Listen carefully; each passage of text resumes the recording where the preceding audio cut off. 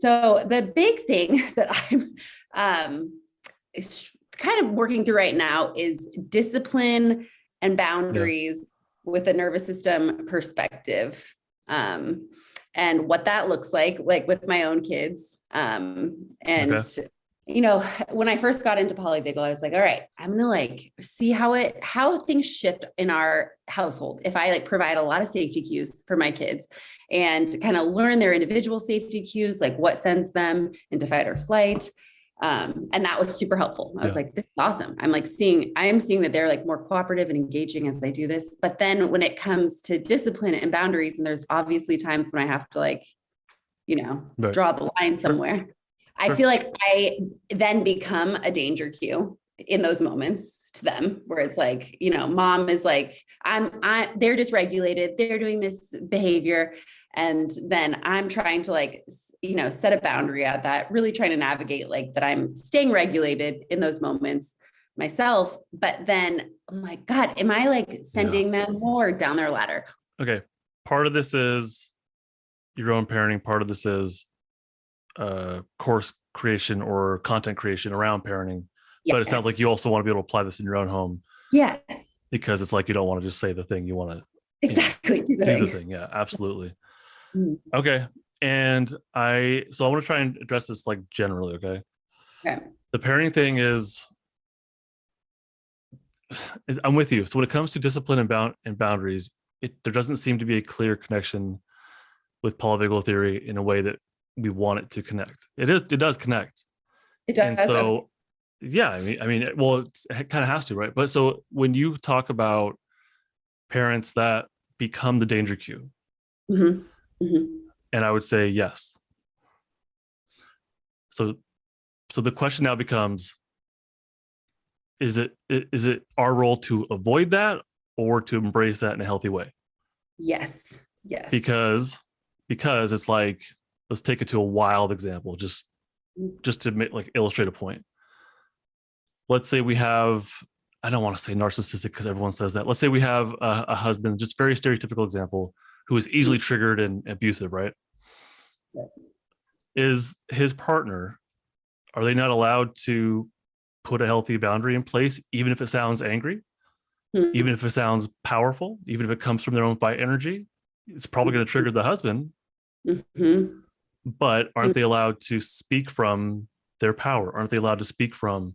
Now, I think that speaking from power and speaking from fight are different. That's helpful. Yeah, very different. So as parents, if we're yelling and shaming and name calling, that's not power. That's fight. That's an attempt to dominate. Yeah. That's different than, this is what I expect out of you. If you don't do this, here's how I will respond. It's your choice. To me, there's more, you don't have to yell about that. It's like, this is the rule. You will follow through. I don't have to have a lot of vocal prosody to deliver that. Yeah. So is that unhealthy fight, or is that clear boundaries, expectations that any parent could put in? That's where that's kind of how I view this. Is I don't see the utility. If you can parent with no consequences, awesome. Like, more power to you. Make a course about it. Not just you, anybody. Yeah, sure. I don't think that's possible. I mean, maybe it is. I don't know. It doesn't feel possible to me. Like, my kids are going to have I want them to have expectations. Like, I want them to kind of know what to grow. So do I. So do I. So on that level, I think that when people hear polyvagal theory, kind of like where you're coming from, it's, you hear the theory and you hear about danger cues, safety cues. So it's like, we get in our mind, I always want to be a safety cue. And I'm like, yeah, but there are times where we have to be assertive. Yeah. And I don't think that's bad. And I don't think it's bad for parents to do that. I don't think it's bad for any sort of communication, any sort of interaction, for you to be like, no, this is my line. And this is what I expect out of you. And that might be putting an employee in check. Like, no, I'm your boss, and this is what I need from you. That might be putting your boss in check and say, I will not be treated this way. This is what I expect out of you as my boss. I'll respect you, but this is how I expect to be treated. And I don't see why that would be different for our own kids. Yep, that's super helpful. And on some level, probably would be really I mean, there is safety in knowing the expectations. I was thinking about that the Oh other day, yeah. right? Like if I'm at a job, I want my boss to be like, Kelly, here's what I expect from you. This is what we're hoping for you. I Yeah. want to know that. That feels Right. containing. Yeah. Yeah. I work with teenagers and they have to know the line. Yeah. They have to know that the adults in their life care, but not like this unending what's the word? Cotton candy Mhm. love fest. Like they don't need that. They Right. don't need relentless safety cues. What they need is, and they will say, I need to know the line. I need Mm, someone to push back. I need healthy boundaries. They don't need someone chastising them and yelling at them and saying what's wrong with you. yeah. Uh, but they do need to know this is what we expect out of you, and we believe in the best. We believe in you. We expect the best out of you. Yeah. But here's the behavior that is okay, and here's what's not okay. And there's Yeah. plenty of wiggle room. That's not the issue. But they have to have that. And I've working in a school district. I see is that as that expectation blurs, Hmm. the results are not good.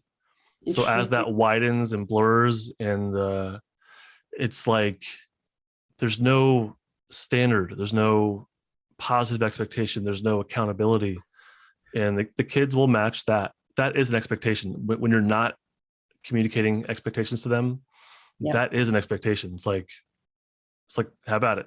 We'll follow your lead, and that's I don't think that's and that's actually a whole other angle you could look at this as is even like on an evolutionary level, Hmm. like who was the leader of the tribe, who was the leader of the family, and That's I would hope it's the adults, yeah. and the kids were seeing what the adults were modeling and following in their footsteps. So I would hope that Yep. that makes sense to me. That doesn't mean we have to be jerks about it at Yes. all, at all. Yeah. Hey, thank you so much for watching all the way to the end. I, of course, have a lot more stuff here on YouTube, but I also have even more on my website. It's justinlmft.com. I have a blog, I have a podcast, I have free resources, and I have some paid courses as well. Head on over to justinlmft.com. I think you'll like it a lot. This and other content I create is not therapy, not intended to be therapy or be a replacement for therapy. Nothing in this creates or indicates a therapeutic relationship. Please consult with your therapist or seek for one in your area if you are experiencing mental health symptoms. Nothing should be understood to be specific life advice. It is for educational and entertainment purposes only.